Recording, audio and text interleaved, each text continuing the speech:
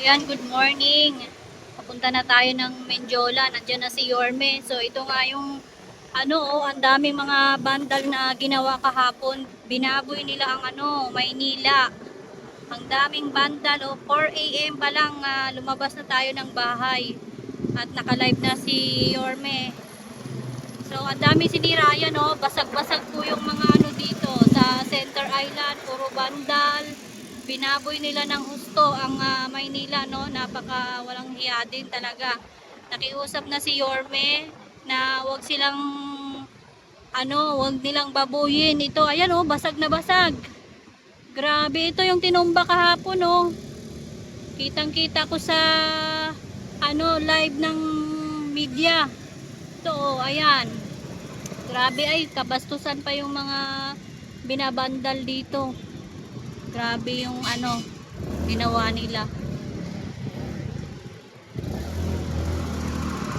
Puro kababuyan.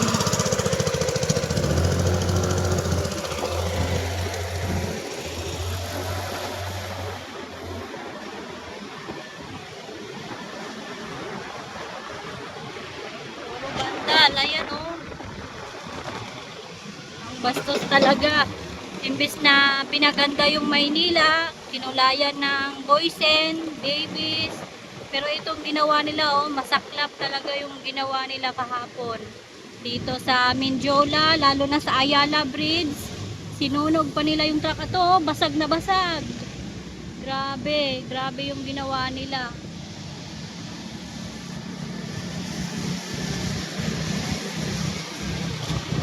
Ito pa, binasag nila to, Puro bandal, basag-basag na yung mga dito.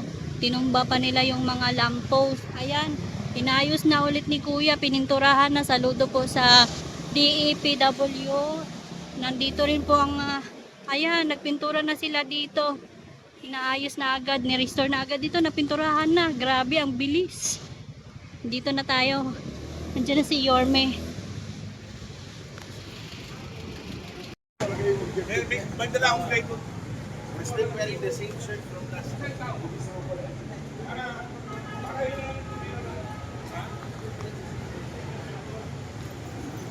So ayan po, pininturahan na.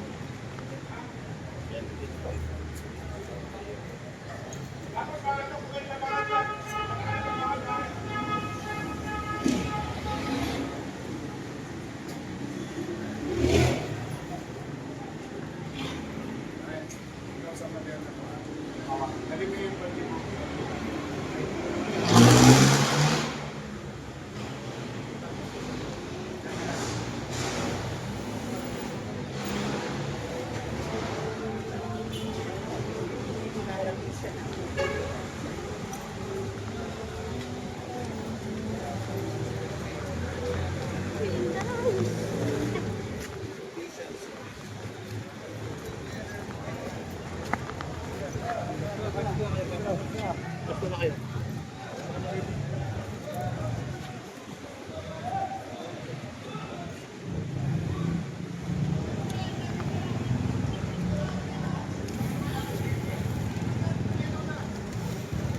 Para mas madali. Maganda lang. Oo. Yan.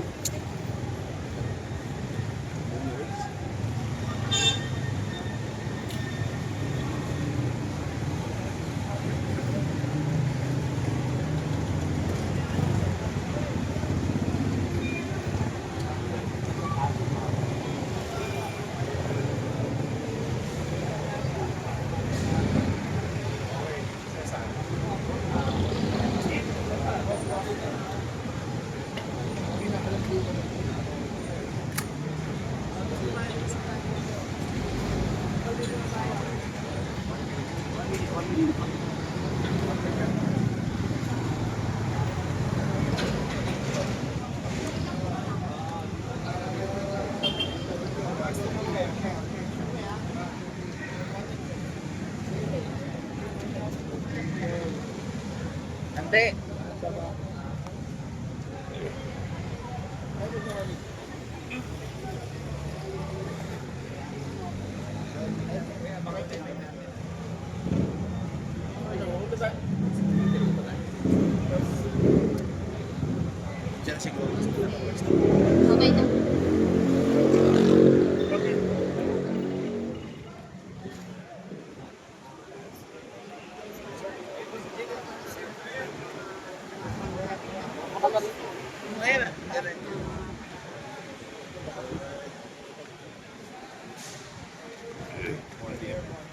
pagtulog. Ako formal. Ako ba kahapon? Kasama ko ba kayo kahapon? Ako siya. Pwede. Mag-order din na. So 24 oras na. Patak na ko. Para GMA 7. At nagpapatrol. Here's Budget tayo dyan. Here's one thing we know when it comes to kasi sure. Right. Nakausap ko yung management. Pag-el po naman. Ano ba ang usapan? Ano ba talaga? Well, una, pinanong ko muna. Nasaktan nila sa mga nila.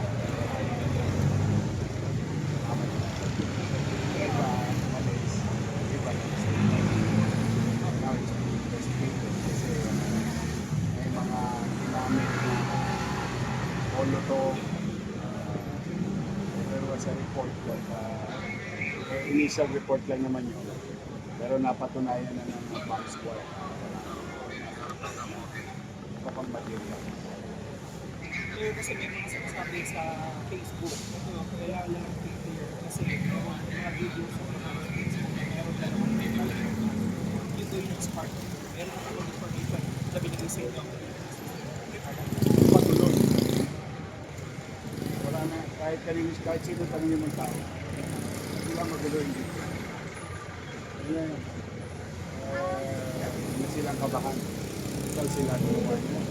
So, ibig sabihin po, sabi po, isang sibilyan at po, part of this po yung may dalang equipment na tayo po pagpasok sa Pagka meron ganitong deploy, bawal na si PNP. Lahat very formal. Protocol ng PNP. Kaya pagka si Pilya may baril, yun ang pagkakas. Pero nangyari kami sa MPD at hindi lang sa kaanak ng mga minoridad na siyempre susunduin nila o gusto nila makita yung mga na-arresto nila o nahuli nila ang mga kaanak na ng gulo, no? Yung iba nakikiusap na walang pampiyansa, ano nga sabi nila, na huwag niyo baka naman, pagpunta dyan ang gawin dito.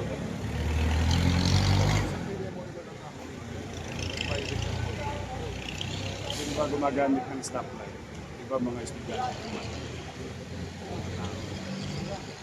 Mga ilaw.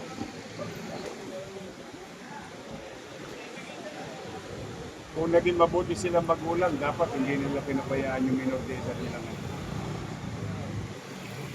Lagi sa uli ang pagsisisi. Ako hindi naman nagkulang ng paalala. Paulit-ulit. Si Paulo na nga may sabi. Buti pa si Paulo, matalas ang memorya. 2 weeks ago pa ako nagpapaalala. Tapos yung biyernes, paalala ko pa. Sabi ko nga siya, doon sa mga rallyista, nagpapasalamat ako sa kanila na dumating sila, na sabi nila yung kanilang damdamin, tapos umalis sila, ininis namin, kami naman, yung luneta, yung top avenue. Ito kasi, ang duda namin, ang initial report namin na merong nag-manipulate ng mga bata. Do we have an idea po, sir? Ang mga initial report, unconfirmed pa. Actually, Mayor, Ah. namin yung mga parents yung sabi po, hindi pa daw po curfew hours. Hindi, dito sila nahuli. Iba yun. Dito sila nahuli. Dito sa pinag-a-arson kanina. 100 plus na sila. Yung i-confirm ko lamang po kasi may mga sinuko na mga motor. Is it sa mga kapulisan? Government property. City of Manila. Mga ilan po kaya yung mga motor? Isang motor na City of Manila nakadestino sa MPD. Tapos isang motor na pribado pag-aari ng police. Ano po ikakasok po natin sa mga minors na Lahat sila arson. We're looking at arson. Sunog sila eh. how about the mga kapulisan po ng Maynila, iba pang mga region na nagtampo ng mga injuries? Yes, they're now in good condition. Salamat sa Diyos. Sir, do you have pictures kung ilan yung mga pulis na 92. 92? Sorry, 70 plus. 70 plus, sir. Police officers ito na nasugatan. Alright. And then, Yung isa medyo grabe. paano Pero grabe, buhay sir? naman. Life threatening. Sinaksak nila eh. Sinaksak saan, sir? Buti hindi. So, ano may pinagsaksak ay Yung ano nila, yung plug nila ng bungo. So ito sir yung mga parang one piece na flag na bungo. Hindi ko alam, hindi sila kilala. Hindi sir, kasi kahapon may mga nagrarally, may dalawang bandila. Either Pilipinas, sa baba, parang bungo yung ano. So yun yung sir flagpole. Pwede naman silang pakilala ngayon. Na sila leader nun. Sign naman ng mga rallyista na mga reported sa inyo ng mga masyadong ano kayo, critical ng mga rallyista na Hindi, in fairness sa mga releasa, ito let's call a spade a spade. In fairness sa mga releasa, walang ganun. Ito lang mga talo-talongges ito na ayan kung bakit kinakailangan talaga ng ano, na pagsasayos. Kasi katulad niya, hindi naman kayo ba, kayo na lang tatanungin ko, yung mga nansulog dyan, ang baboy nito nagsira. Rallyista ba yun? Akala po, rallyista talagang they will express themselves. No? Minsan nakakita tayo mga FPG. Pero there's an ideal or thoughts and beliefs behind that. Pero ito yung mga nahuli natin na nanunog ng motor, nagagis ng molotov, nanira ng private property. Mayor, kagabi na-mention nyo, kapandi ng bayan yung Ayan. gagastusin dito. Do we have an initial estimate on how much the damage was caused? Yan natin mamaya. Kwentahin natin. Palagay nyo millions ito. Ay, sigurado. Unang-una, mahal-mahal ng stoplight. Pangalawa, yung mga bakal na pangharang dyan para safety sa pagtawid. Tapos yung mga pinapoy nila na yan. Tapos sir, info po kung ilan yung nahuli on the intensified curfew. Marami-rami. Yan, that's another story. That's a violation of curfew. And DSW na. Pero yung mga minor de edad na nahuli dito, kasama yun doon sa nagsunod. As of the last year pala sir, nasa 72 pa lang. Ilan na po ngayon? Yung Um, total na nahuli, both from 100 Ayala, plus na. over 100 na sir. Okay. Mga dayo. Tagig, nakita ko yung mga address eh. Tagig, Pasay, Parañaque, Caloocan, Quezon City. May may nag-organize eh. Naalam namin ngayon yung may mga balita kami, mga dating politiko, Filipino-Chinese, may isa naman lawyer. Ayan yung mga binabantayan namin yan. kanilang gusto lang gawin, isang protesta. Magulo. Kayo naman ay testigong buhay. Mapayapa naman yung mga rallyista. Malipuyo lang ang damdamin nila, pero wala naman ng basag. But anyway, I'm happy to report to you, passable na yung recto. Pati yung mga nagmumotor, ay ligtas na rin sa mga bubog, graba, buhangin. Makadadaan silang ligtas.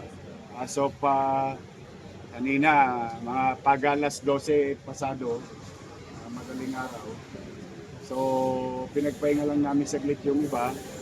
Now we are resuming our fixing. Siyempre, deserve ng taong bayan ang maliwalas na lugar. So, we'll do our best to fix what they have destroyed,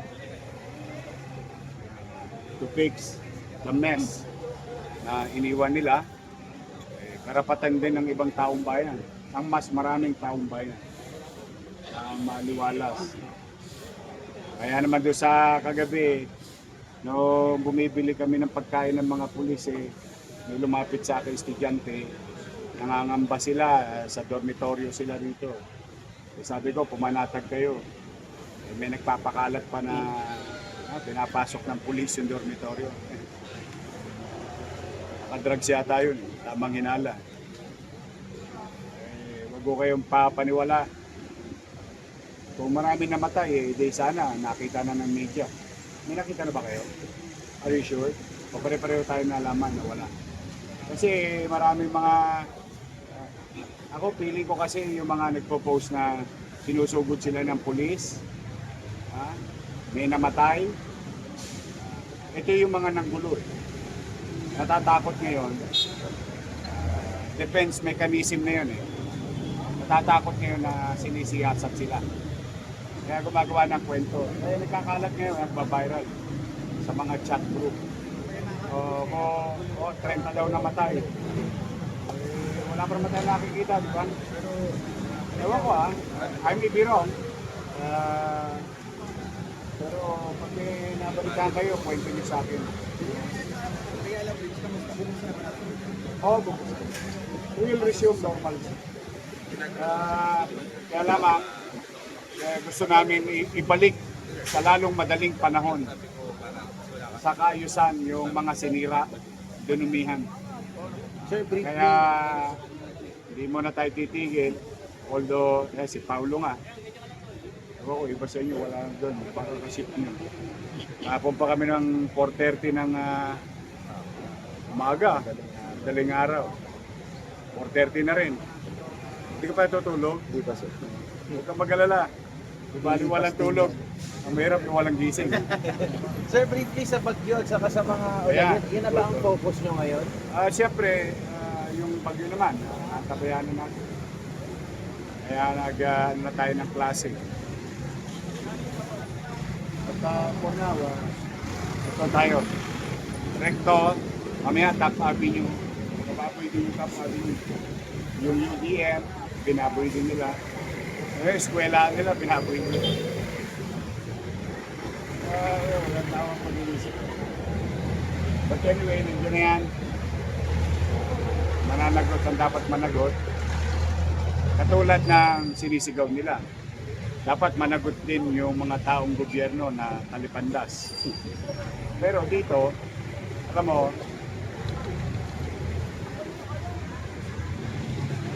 you cannot resolve evil by doing evil things. Okay na? Thank you, Thank you po, Mayor.